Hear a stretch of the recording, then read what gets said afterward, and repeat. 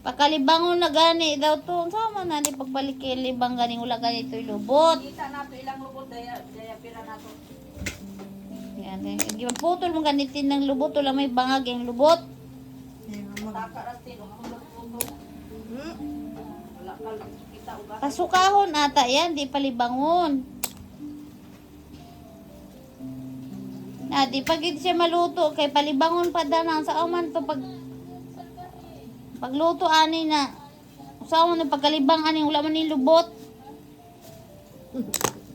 Problema naman usawa na po namin pagluto ani nga pataihon pa daw to.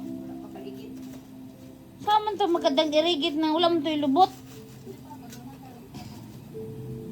Magkaulam ka, magka-problema ka pa kay di mo pa makaon kay pataihon pa daw. Tanaw na ako, gipamputlan man ni tinog lubot, wala may bangag ng lubot. Mao tay purpose giputlan ni tinog lubot para makakalibang. Para makita ang bangag sa lubot. Mao day na purpose di ay para daw maluto dayon. Karon di pa siya lutuin, kailangan pa daw ng putulan ng lubot kay akuan daw para daw makalibang. Hindi, para pagsipsip. Gawas ang igit. Kaya ginawa tong yung ulam na to papahirapan ka pa. Di mo gawas ang laman sa lubot. Okay, mango grahams. Let's make mango grahams. Makaulam ka gani pero papahirapan ka pa kay Mangga. pataihon pa pero lami daw to kaayo.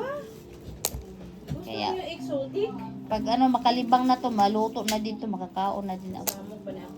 Yon, lami kay mo ulam do kay lami basta lami daw to. Basta muna lami.